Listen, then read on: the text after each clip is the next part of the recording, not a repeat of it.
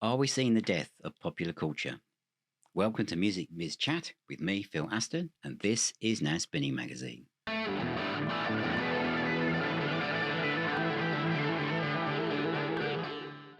So, this is a conversation piece. This is just a few observations, and I'd really like to know what you think of what I'm saying. I've trawled the internet looking for various things, but whole video has come about from just an observation, really.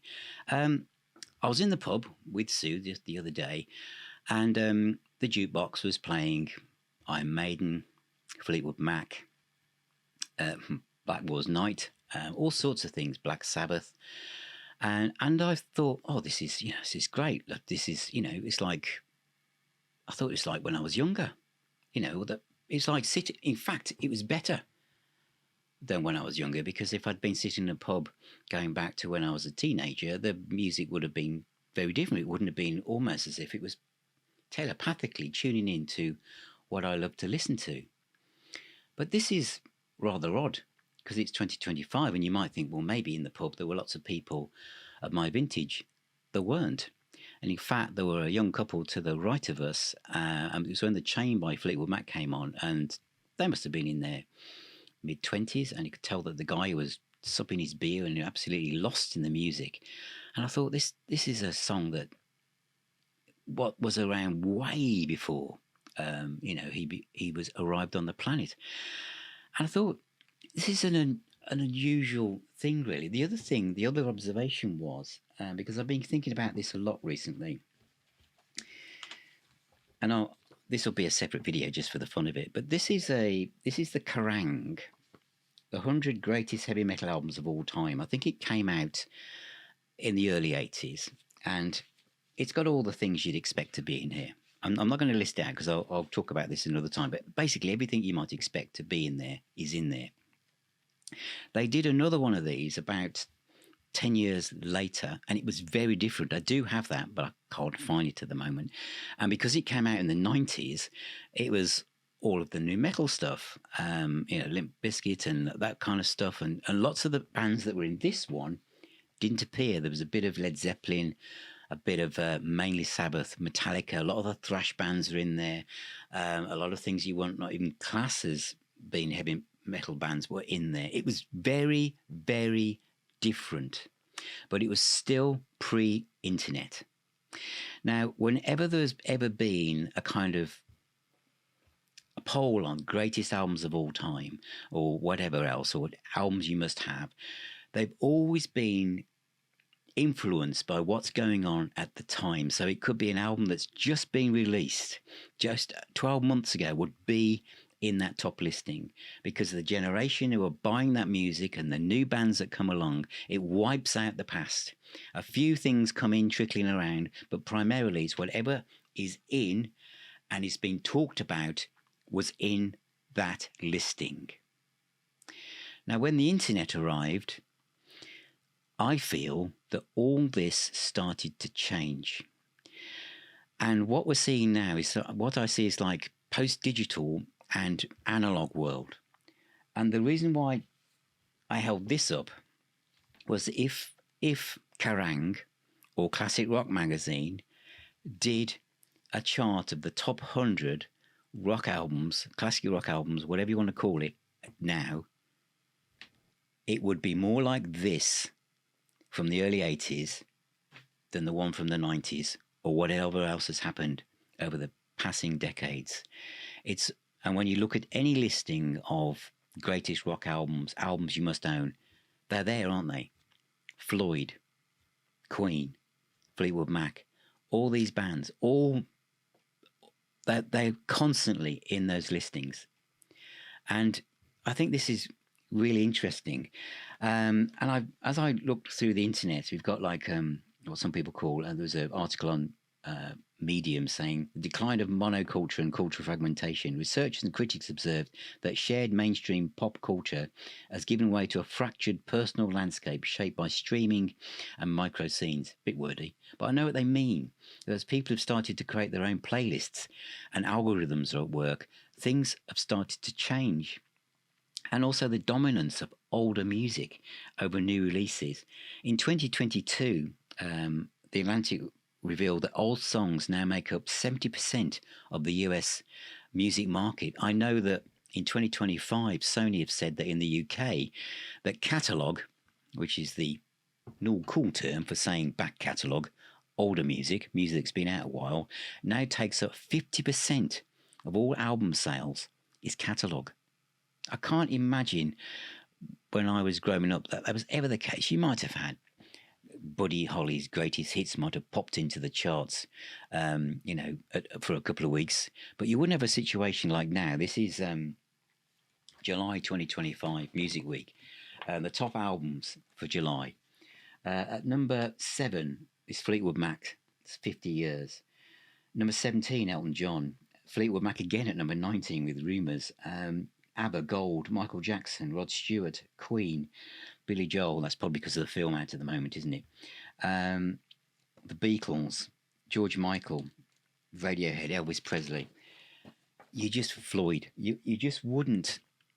That just wouldn't be the case. I mean, I can look through the Sounds NME charts from any period from the 70s and 80s, and it was what was relevant then, the bands that were touring then, what was being released then, with a few sprinkling greatest hits, but not like this. I think this is very different. What else have I got here? It says, nostalgia isn't just emotionally powerful, it's financially profitable. Behind the increased valuation of legacy music catalogues as bands have sold off their catalogues, those record labels want to get a return on their investment. So there's more Floyd, there's more Queen, there's more Bob Dylan, there's more stuff like this going into TV productions and TV series. I mean, Running Up That Hill by Kate Bush from Stranger Things became a hit because of appearing in that programme.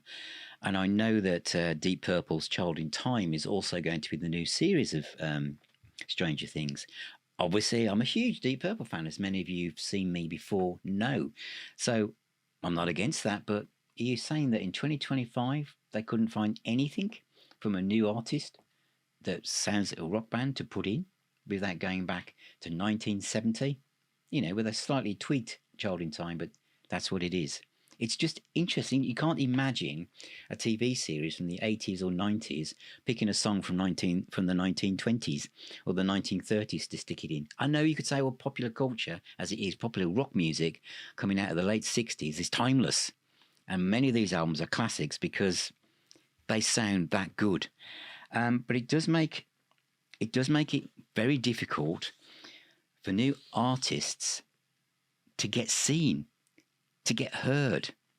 Iconic bands, obviously, the Floyds and everything. And is nostalgia now becoming like the norm? And the reason why I started to say, I put here, old songs dominate streamings. As new artists struggle to chart, 70% of it, as I said, is catalogue. And these songs stay on playlists almost indefinitely. So does it, I thought, when we play new music today, does it feel like we're running out of things to discover? Do you go off to try and discover things? There's so much new music that is there. Labels are paying millions of pounds for this back catalogue stuff, aren't they? And is the music industry investing in nostalgia because it feels safer? Is new riskier? Think about it. These bands that were signed by Island Records in the 70s, and you were given, imagine the freedom to do this. You're given 3 albums to find yourself, to explore where your audience was, to find your feet, to find your style. Who has that freedom now? You've just got to get out there and be on social media and have a huge following. You haven't got time to do that. For rock and roll, for bands to flourish, they need time to breathe, to create new sounds, new music. Just like the bands that now are the iconic ones, the ones that are analog, from the analog world, they didn't just arrive with a classic album. Some might have them, but most didn't. Most, as you go through the back catalogue, you realize the first album was like this, whatever. They found their path.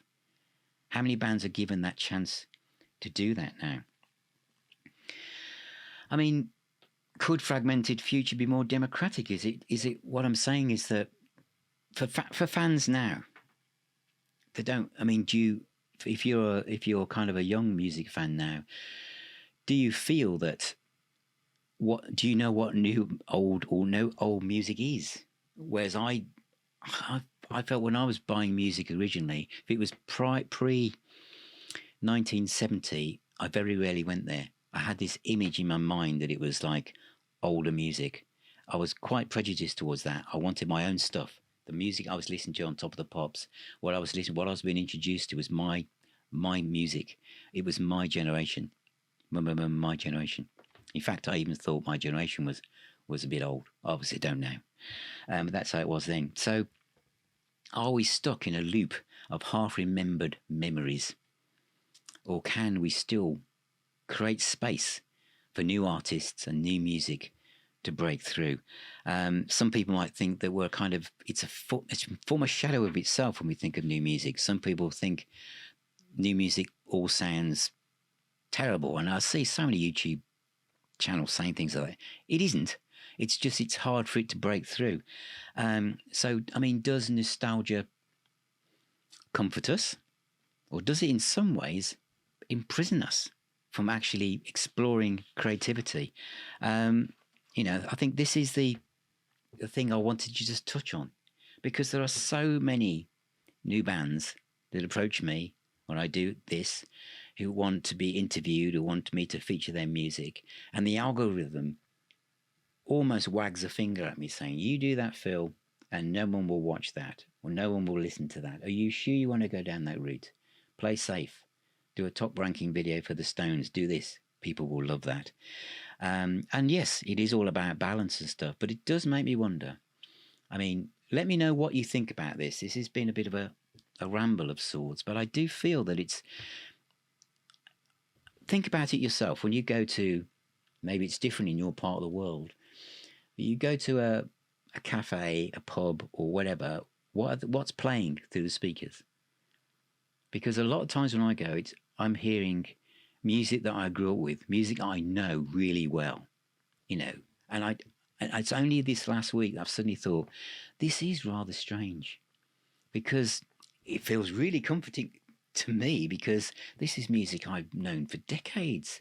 But is it usually, if I was like 25, is this a bit strange? I mean, they can't be appealing to my age group in a cafe if they've got Rainbow playing, or, it's ELO or whatever. It just seems, all the classic channels, and I know a lot of retro radio stations do this, and I've always wondered why Planet Rock can't also lift itself away and push some new music as well. So that's my thought. Are we seeing the death of popular culture in that everything is looking backwards? We're not seeing new creativity. We're not seeing new bands aren't being talked about. Like, we look in the charts and we hear Pink Floyd when we go for a walk, and it just seems completely normal. Let me know what you think. Thank you for watching. Remember, this is Now Spinning Magazine with me, Phil Aston. Please subscribe, ring that little bell, and if you become a patron or YouTube member, you get tons of extra things that people who just watch this channel might not, and that is brand new videos that are just exclusive for you. You also get access to a private WhatsApp group and Facebook group, and 15% off all merch, and you can come along to our own virtual pub where we talk about these things in great depth. So thank you very much. Remember, music is the healer and the doctor. Please take care, keep spinning those discs, and I'll talk to you all very, very soon.